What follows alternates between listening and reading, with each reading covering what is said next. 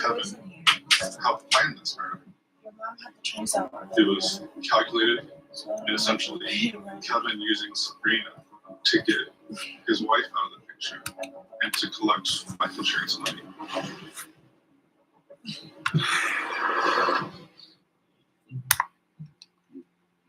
Sabrina's childhood, I believe, is probably the most important thing to understand why something like this could happen. Sabrina had never experienced a stable family, a loving household, the sense of security, the sense of belonging. Yeah. And it wasn't. Kevin seemed to know how to prey on Sabrina's vulnerabilities. It was creepy with that too.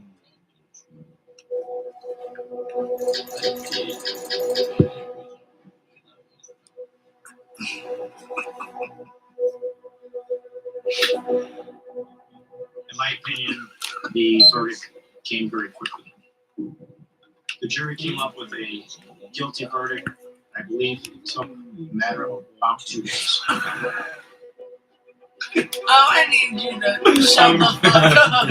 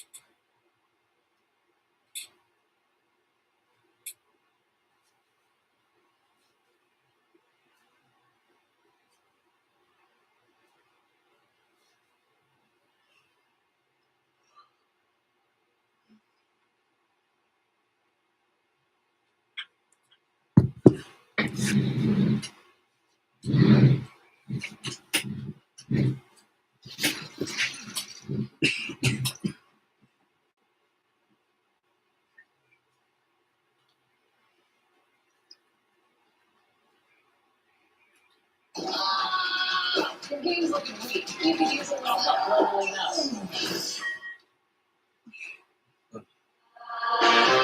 Right now, I just want to there's a skip better the trap commercials when they're where done. you can I can't wave see. So you pipe down.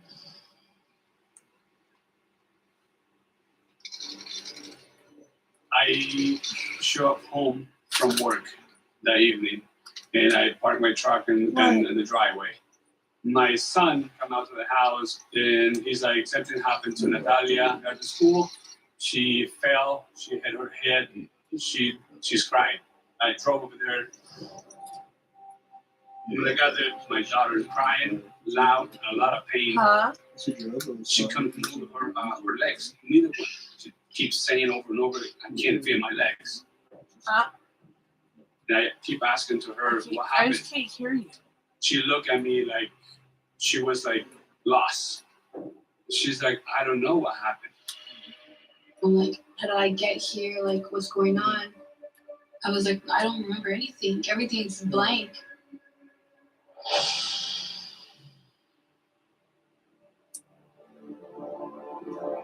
It was very. Over there,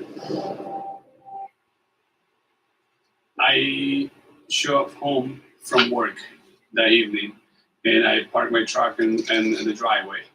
My son come out to the house, and he's like, something happened to Natalia at the school.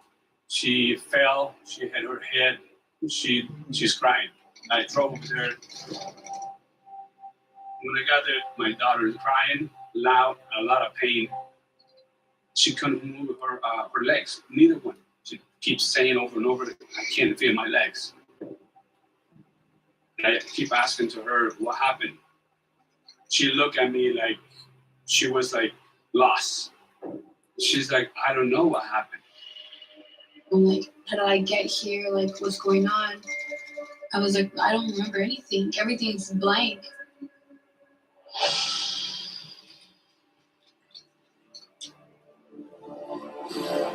It was very clear that this girl was on the sidewalk and that a car left the roadway and struck her. we had tire track marks, impressions. A motor vehicle had went up and over the curb, straddled the sidewalk, and then eventually came back down on the traveled portion of the road.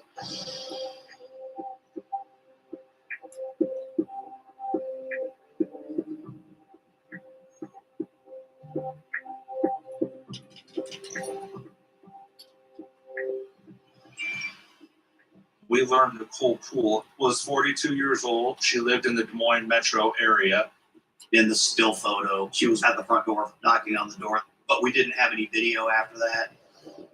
According to talking to her ex-husband, she was there to see her daughter. The time of her being in the area was right.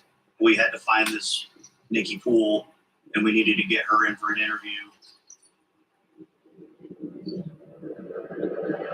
We had found out several days later that she was in the Polk County Jail.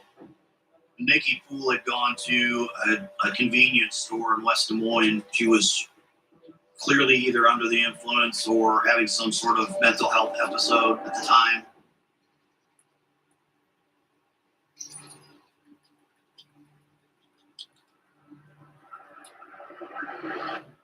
Natalia thought the vehicle that ran over her was a dark-colored Jeep, and she thought it was a female driving the vehicle. I authored a search warrant to search that vehicle. It looked like there was a shoe print mark on the passenger side door. And the dirt that was on the car, it looked like impressions from clothing, like that pattern had been impressed into the side of the car. That really started to bring Nicole into the picture as the suspect.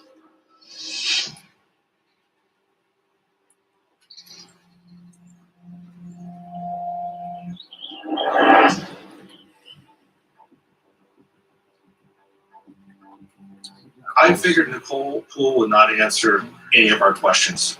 I figured she'd just sit there and say, no, I want an attorney.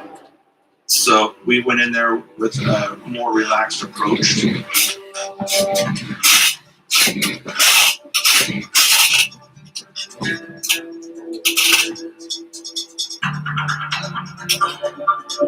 So I know you were there getting gas. So what happened? What did happen before that?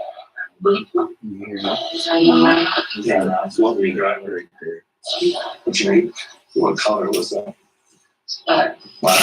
So what did you do? Get my shoe out of there. No.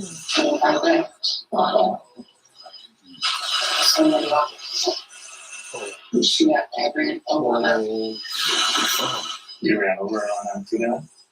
I was just in awe. I kind of had to pause there for a second and try to get my composure. Oh my gosh, she just admitted she ran somebody over. Do you remember what she looked like? Did she know that she was Mexican when you were in the Yeah, we saw her face. Why didn't you stop? I just not. So what did you do next?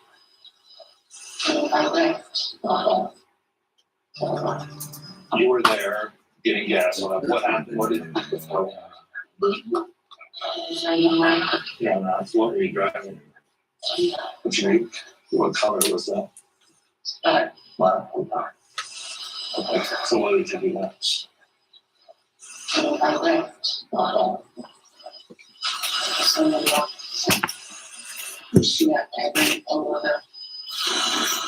You ran over on accident? I was just in awe. I kind of had to pause there for a second and try to get my composure. Oh my gosh, she just admitted she ran somebody over. Do you remember what she looked like? Did she know that she was Mexican when you were in Yeah, we saw her face. Why didn't you stop? I just asked. I was having anxiety that he was that she was trying to take homes.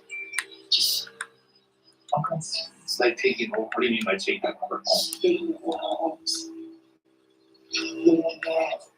So she was taking over the jobs. Okay. Her homes and her jobs. She keeps throwing out Mexican, taking our jobs, taking our home. that point, and it was way more serious than what initially that I thought it was. It was a hate crime. When you went over the curb, did you accelerate? Did you step on the gas? Yeah. Did you do it because she was Hispanic? Did that? If you did, okay. Were you hoping that you weren't actually kill that person Yes. at that time? Yes, at that time. Is that right? Then yes. When we walked out of the jail, we were both kind of in shock. Being a minority, I promise you, it hits home.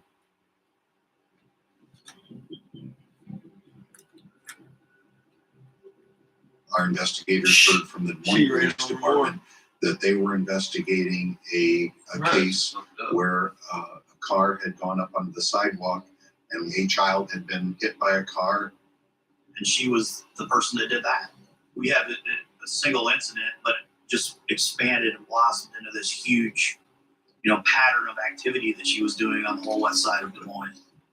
I really You gotta feel look at her that for it. if She's we did not mashing stop everybody.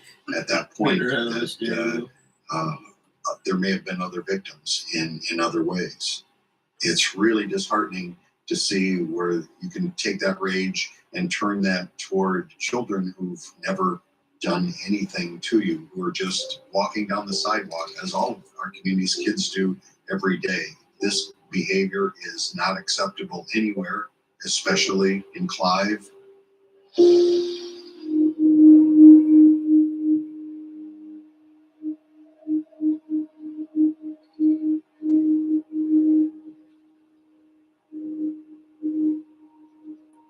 It was kind of a relief for us. Oh, great, they did it. They found who did it. But then when they give them the notice why she did it,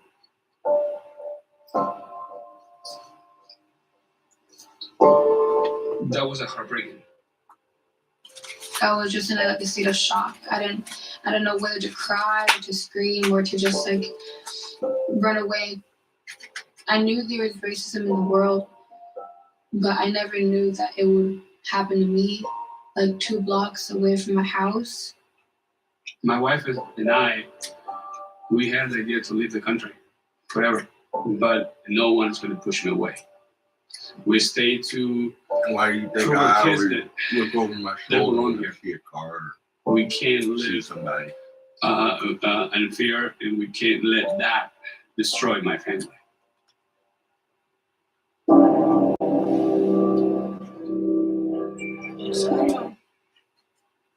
I'm looking over my shoulder when an airplane goes by.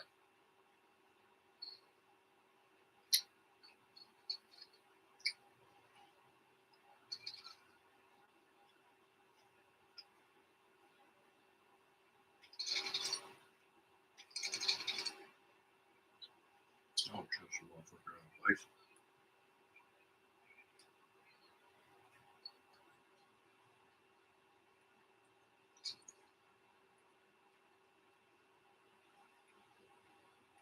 Some dude on a bike was trying to be ignorant. Not before him, somebody took a stick on the ground and shoved it.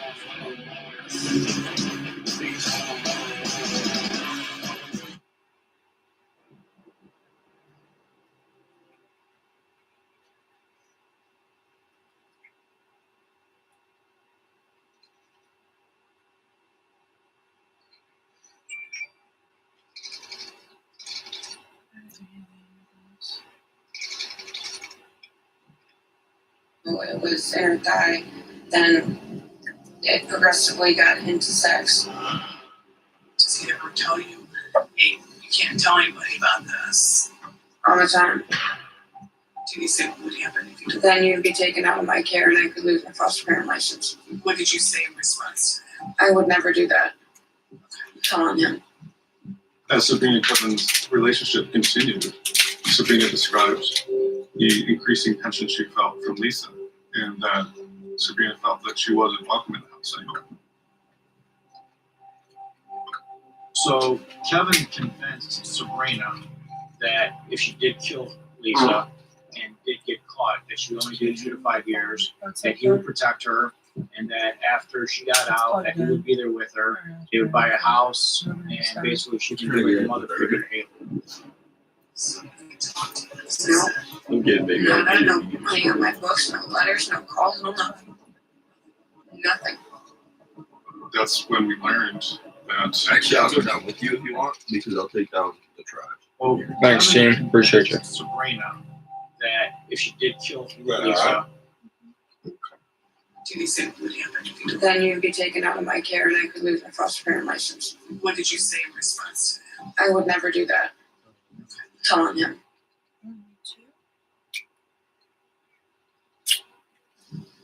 As Sabrina and Kevin's relationship continued, You know, like Sabrina describes the increasing tension she felt from Lisa, and that Sabrina felt that she wasn't welcome in the house anymore. Well, I don't know. so What, you Kevin like, convinced Sabrina that Yeah, I do, if she but- did kill Lisa and did get caught, that she would only do 2 to 5 years, that he would protect her, You like one and that after she got out, that he Yeah, would be you there can with her. They would buy a house, and basically she can be like a mother figure to You Haley. like sauerkraut? No, no money on my books. You like rye no bread? letters, no calls, no nothing. Nothing. That's when we You know, rye learned bread? that Kevin I have. helped plan this murder. It was calculated, and essentially It's like a Kevin using Sabrina. Irish.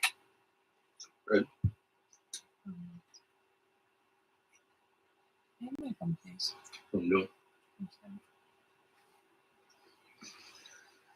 I think I got a text message, and if I did, and it's about me going to Forest Land, I'm gonna flip a fucking line. Shimon.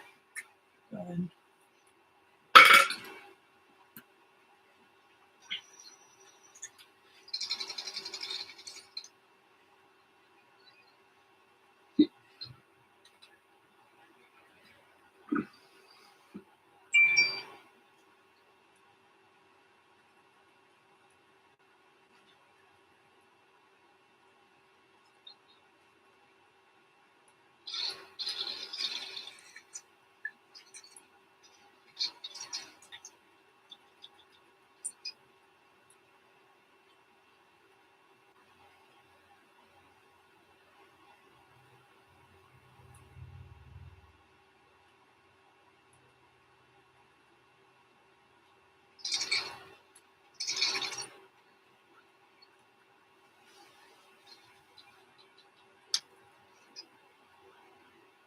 Boys, get on the point, please.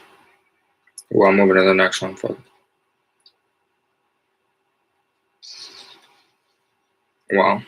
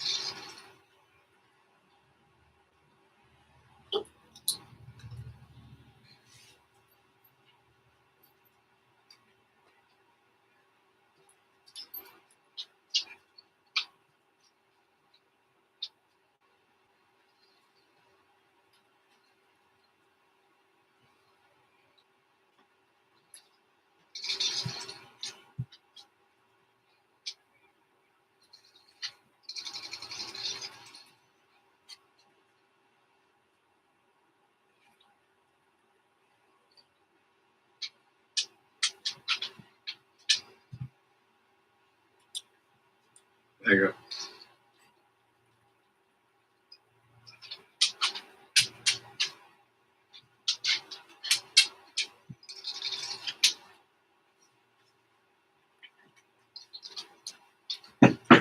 To get his wife out of the picture and to collect life insurance money.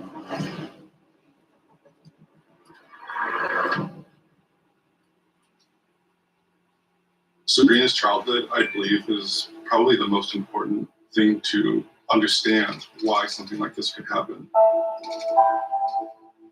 Sabrina had never experienced a stable family, a loving household, a sense of security, the sense of belonging.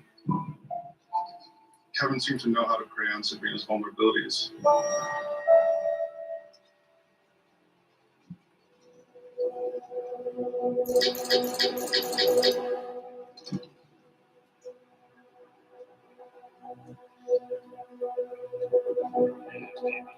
In my opinion, the verdict came very quickly.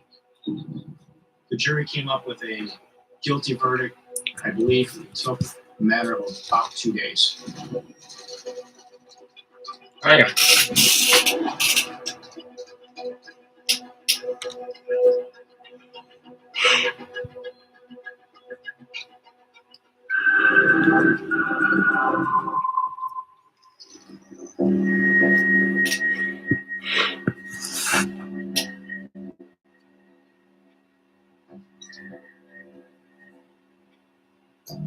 She was described as having some sort of a mental episode. The mother made a decision to take her up to the hospital and have her checked. The mother and daughter that brought her there left, leaving Rory to take care of the hospital. For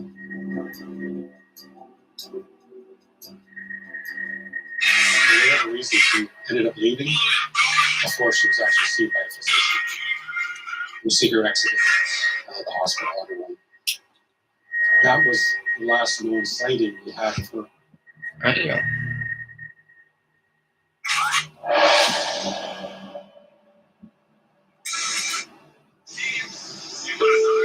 Communication. I was following that website for a job.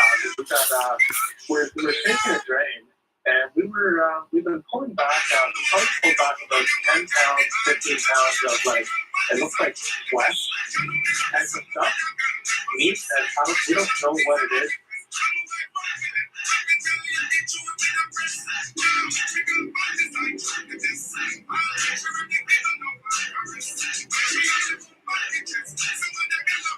The issue started several days before. He didn't want any public call.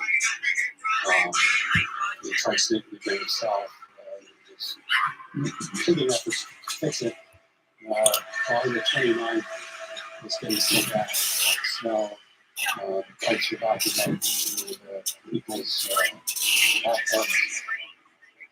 people upstairs just took it upon themselves. The officers on the scene decided to knock on the door of Armstrong's basement apartment. Recall him putting his head down and making a comment almost instantaneously that the jig's up. It's a body.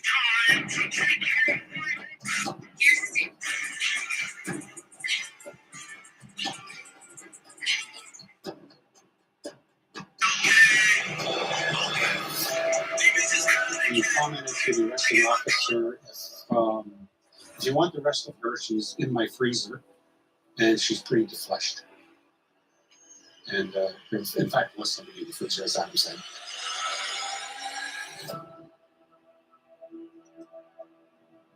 Rory had a distinct tattoo. She had the word "alive" tattooed on her neck. And when they looked through the freezer, they found a human head. And there was a tattoo clearly displayed. I knew right then, yeah, it's Rory. We didn't know at that point what the cause of death was. to lay that charge, you need the grounds. Man, you got lucky I wasn't playing. To continue our investigation and see where it takes us.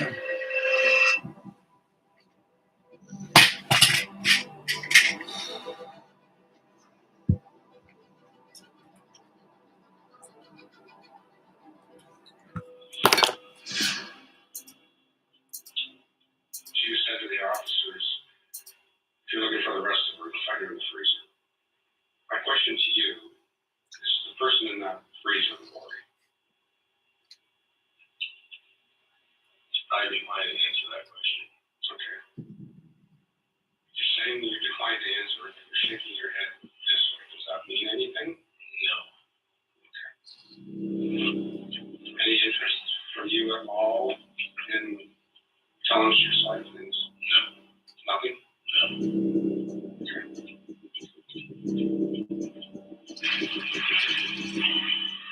Alright. I was told these things go on for like hours. Is that true? Okay, it's true. If there's one thing we know, it's chicken, chicken, and chicken. More to love, Tyson. Hi there, I'm lost. This is Jay Farrell. Just drop the dogs like You guys was able to nap Dan before. I don't know what thank you. This is Jamie Foxx. You were straight. You could do anything you want. I was listening to this game. That's not right. It was nice to meet you. How many should we eat? All of us? You can sit there.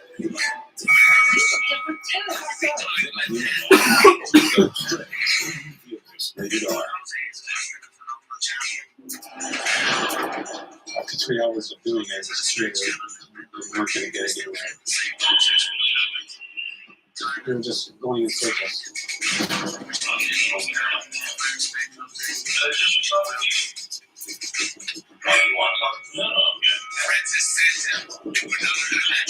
Let's just shut it down now. We sat there for another 2 to 6 hours. I hope we can really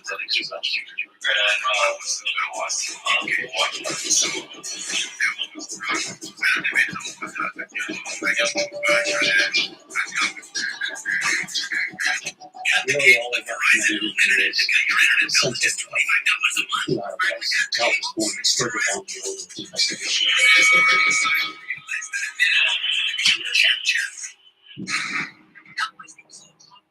My grandparents went crazy on the phone. In their college, you over here and talk and chat. It is the worst part of my life. Dirt and mess. You can barely move. I mean, look, because of a few little walkways. There was a number of sex toys located in the apartment, restraining devices, handcuffs, and whatnot. You ready? There was a bent hammer we had located Rory's DNA on. Rory's running shoes were located in a bag in the apartment. There was blood spatter located on the wall and bottom baseboards leading into Maybe I the gotta bedroom. get some things rounded up so I can take it down. Is that all right? That knife's only designed for one use and one use only. It's a knife used by hunters for cutting and skinning animals. To a logical person, it doesn't make sense. You keep all that evidence around, but it seemed to be the way Adam thought. The DNA that was located on that knife, it wasn't through blood. It was tissue-like material. We sent that knife off for analysis. We received the results back. That knife contained the DNA of the second female. The second victim was a 19-year-old female who went missing in 2008. And very much like Rory, she was out of the house on her own. Both victims were in their late teens, and both victims were more of a petite build, longer, brown hair. Almost a spitting image of each other. She went missing 10 years prior, and Adam went undetected for 10 years. It makes the hair on the back of your neck stand up.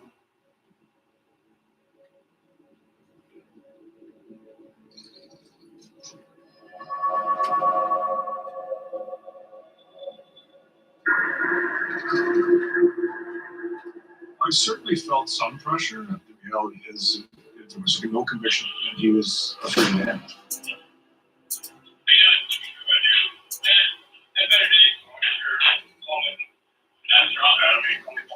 All right, well, I have been amazed at how well I have been treated. Other than a few staff members at the meet night, I'm just going to continue to say I am. That's good. That's wonderful. Certainly checked into how he was treated thus far. That's important. It speaks towards admissibility. It addressed any needs that he had. So annoying. He said he hadn't eaten, so we took care of that.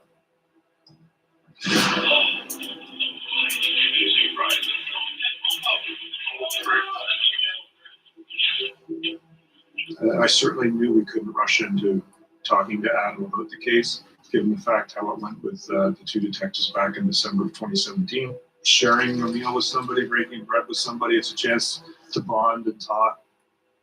And then once that had gone on for an hour and a half or so, I started talking about the case a little bit.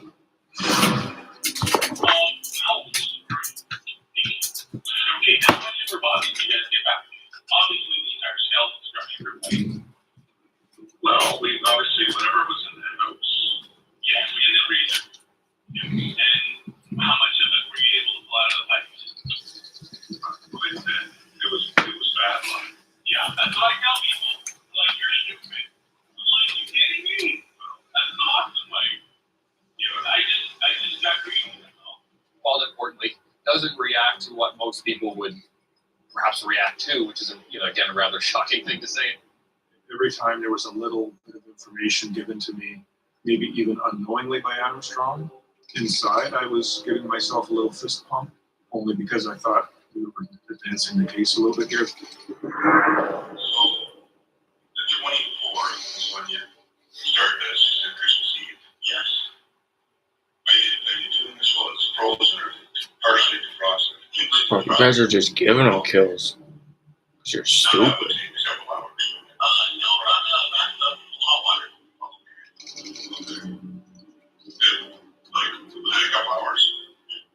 I went and made sure I had to go back the whole few times on the second water on. Yes, coach. I don't know if you should be talking about that, but ultimately, yeah, no getting around that. He thinks, and they are, only talking about dismemberment and disposal, but in fact it's allowing, in this case, the judge ultimately to make inferences about what must have happened during the actual murders that took place. All right, well, I didn't blast.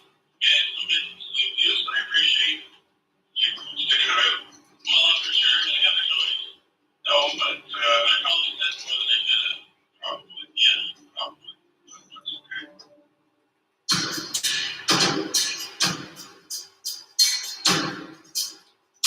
okay. The judge watched the entire 12-hour interview, went through it, and the ruling came back quite clearly that Strong was well taken care of. He seemed comfortable. His needs were all met. There was no trickery. There was no oppression. This was essentially a slam dunk in terms of admissibility, which is rare for a 12-hour interview.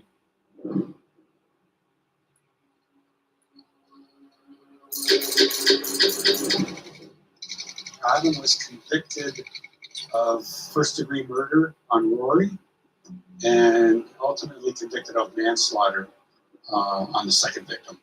Detective Minton and the investigative team did a first-degree murder charge and a manslaughter with no confession. There definitely was a danger. They pulled the indignity. So if things went south in that interview room, he may have walked.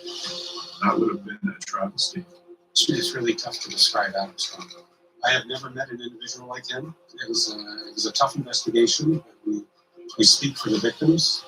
We're trying to bring them justice and give the family answers. The sentence he was given is the maximum sentence you can receive in this country. So yes, I feel justice was served. Life is trying to put our generation on the sidelines, but we refuse to let it pass us by. Watch us fly ahead. Watch us rise. Watch us change our world. We will be the next greatest generation.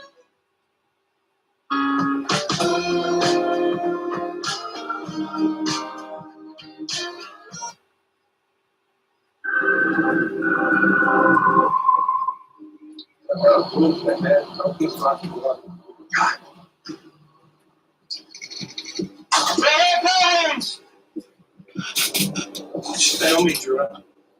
Clear. Clear. Got that in the kitchen. That gun in his hand. Got one back, that facing on the floor.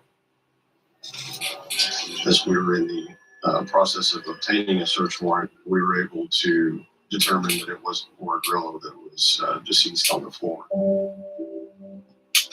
Laura Grillo was 37 years old. She was very active in her community. She was like this ray of sunshine. She wanted to just make the world a better place. She was gonna get married in a week. Laura and John were together about 7 years total. Together, they have one child, 4 years old, and Laura has two older children from previous relationships.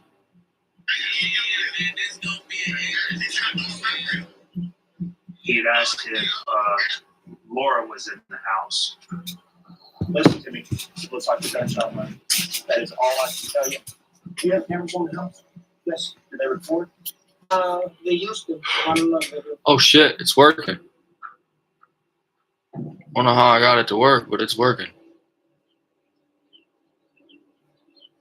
That's dope. We did not find any What up, forced y'all? entry to the residence at all, and the rest of the home appeared to be untouched. This did not appear to us to be a random attack. Somebody wanted her dead.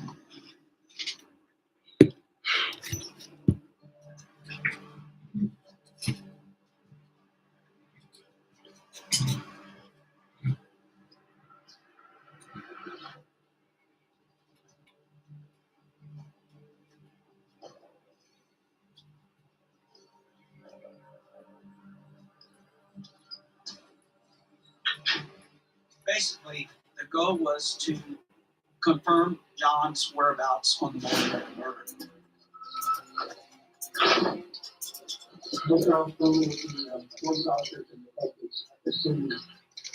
I'm sorry for your loss. I want you to know that you're going to find out what happened.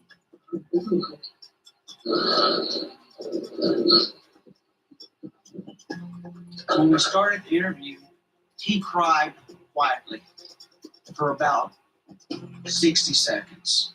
What would be the motive for someone to come in the house? I'll tell you what. Somebody chose to do that house. And why? That's all we're going to find out. The lawyer is seeing by news. Really? Let the gun open. So how come the story? I'm still around. Yes. Because in a week, she was a lot happy because of the love. She was really responsible. John answered my questions that he didn't owe anybody no money, nobody was threatening family. They were pending a wedding, and he seems to be excited. He didn't stand out to be a suspect. Oh, you guys are so garbage. A lot of the people that we talked to described John as a very controlled Fucking trash ass snipers, bro. I don't know why I gotta join up with fucking snipers. I don't run sniper, bro. John wanted out of the I don't run a sniper. Don't put me with but snipers. he also was trying to maintain possession of his daughter. We were able Ridiculous. to gather video surveillance footage from a couple of home improvement stores that John told us he went to that morning in Dallas, which proved that he was actually there at the time that Laura was killed. So we knew that he wasn't responsible for this himself, but we couldn't say at that point that he didn't have some involvement in setting this up. And we were able to confirm that a short time later, he had met up with two workers in his construction business.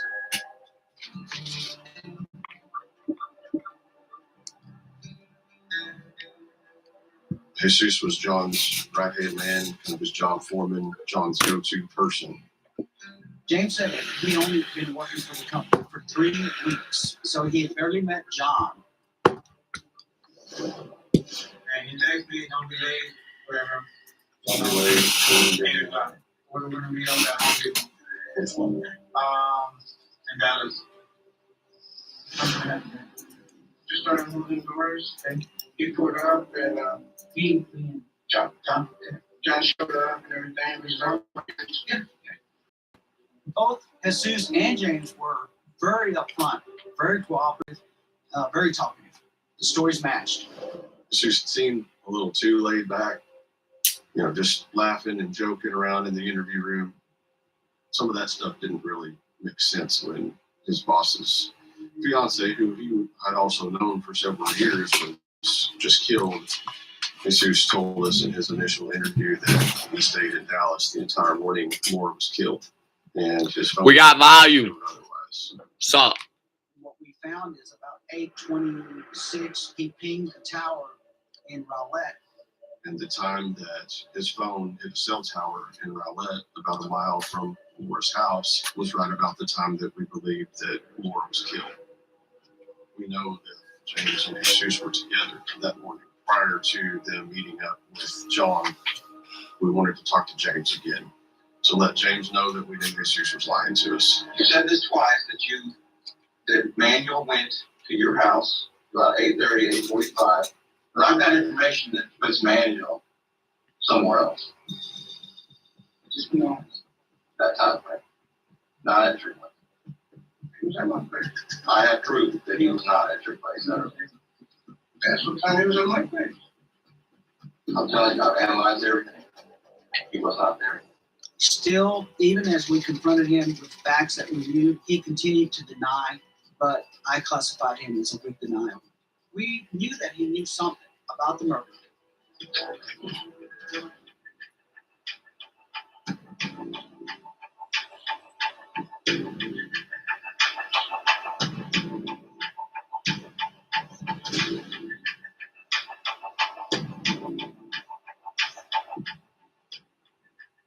They haven't released that, James.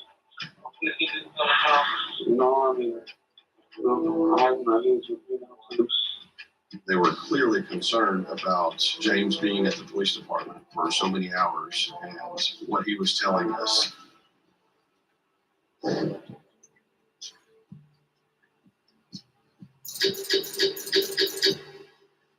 We were able to get in contact with a couple of his ex-girlfriends, a former roommate of his, and these people had direct knowledge about Jesus being hired by John to kill Warren. Also, we were able to get a tip that Jesus was in Florida, and we provided that information to the United States Marshal Service. I'm Jimmy Dean, and you need something kind of warm the whole body up and get it going.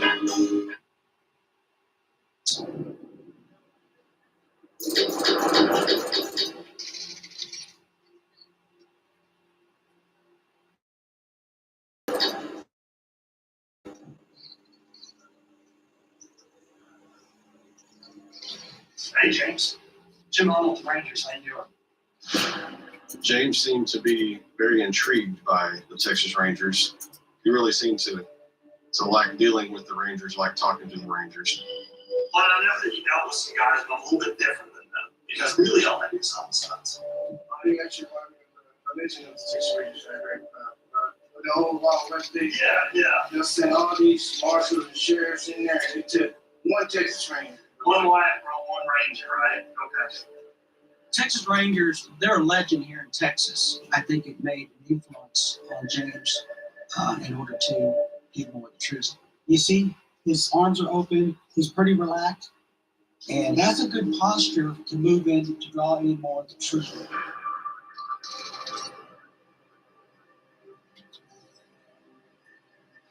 You're on the edge of the green team, right? Now what I'm gonna ask you to do is take a leap of faith. You trust me. All right. You're my friend, right? I'm trying to be your friend. That's what I do. You know, get your good people. So how's it kick off? I remember this was first mentioned anything about this. I disregarded it. I thought it was just nuts. So he shows up in the morning and we get a car and we go. The whole time, I'm like, I'm still thinking, even when he gets there, he does his thing, I heard nothing. And when he gets back in the car, what does he say to you? He says, that's what he said. He said how he did it. He just shot her. Right in the head.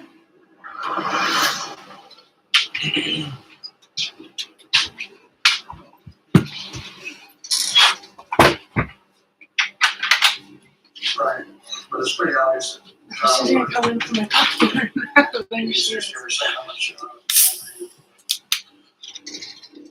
He was supposed to be about something about 15 grand. Once James finally did decide to tell us what he knew, we were able to take John into custody as well. Hey, come on. Let's see. This was a well-planned murder, and we needed to close this case. We needed John to confess. Let me cut to the chase a little bit. Jesus is a dumbass, all right? At the end of the day, you shouldn't hire a dumbass to do the job because he's going to screw it up, all right? And if he doesn't screw it up, he's going to fall. Salt. I didn't hire the dumbass. That's my problem. Do what? I did not hire. I do not think. That's my problem. I know I'm going to. I tried to get married for at least 10 years. I love this, still love him.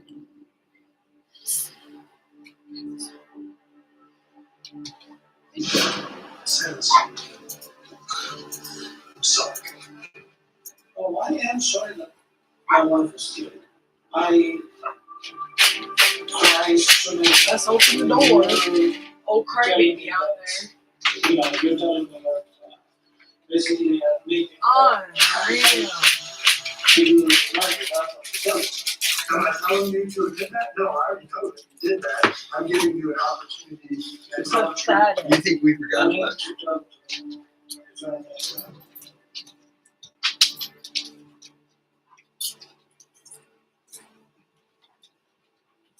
And both John and Jesus were sentenced to life in prison without the possibility of parole. And because James did decide to cooperate in this investigation, he was allowed to plead guilty to a murder charge instead of capital murder. He was sentenced to 25 years. Bro. I was glad we were able to hold the individual responsible, accountable for what they did.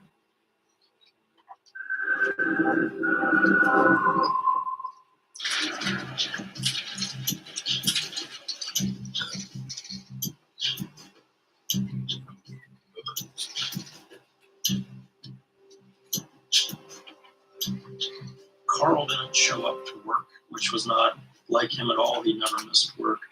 So people started calling, and of course they called me. Do you know where he's at? I was like, no. And one of his friends started calling around and ended up calling the police.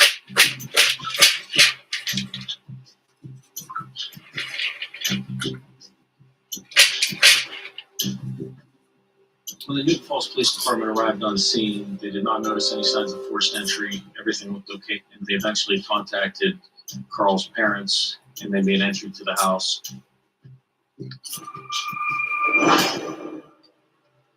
We found Carl located at the bottom of the stairway, covered in a tarp and a comforter, with gunshot wounds. How I found out was my oldest brother called me. From looking at the condition of the body, the estimate was he had been dead 2 or 3 days. We discovered he had 3 gunshot wounds, 2 to the torso and 1 to the head. And the gunshot wound sustained to Carl's head was at close range.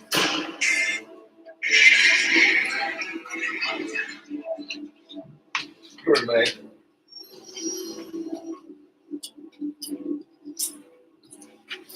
Nice. It was obvious signs of foul play, instantly apparent.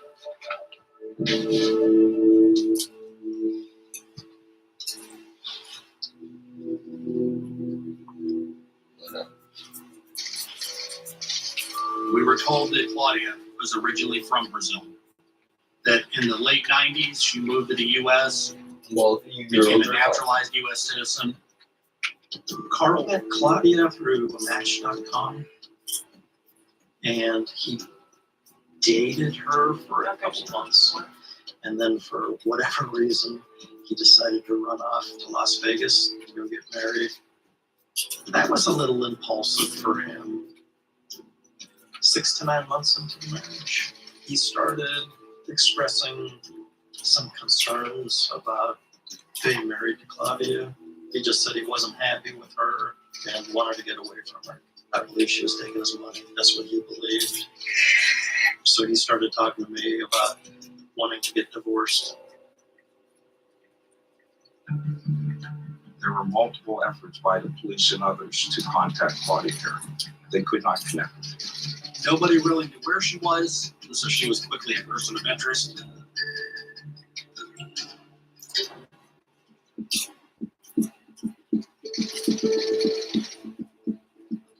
Within a matter of a couple months, we had Claudia located. Shit on him. But based on Brazilian law and the Brazilian Constitution, they did not allow for their extradition of citizens to a foreign country, even if they're suspected of committing a crime such as homicide. So the U.S. government, they just ran into a brick wall. Brazil just didn't want to cooperate. Claudia was just living freely, out in the open. Her belief was Brazil would never extradite her, so she just got away with murder.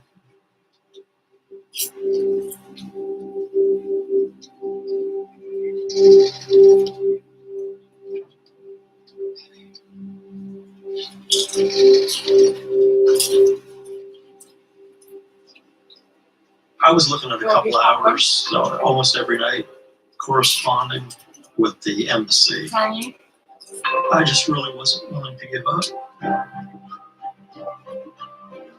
That family never let go to the idea that anybody could get away with killing their son, their brother.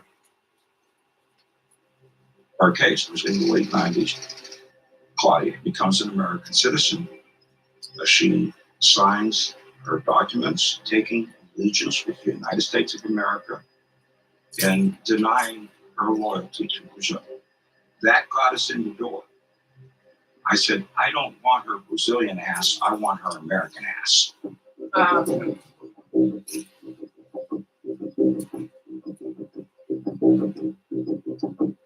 It was a huge relief to get her back. It was like a big block off my shoulders.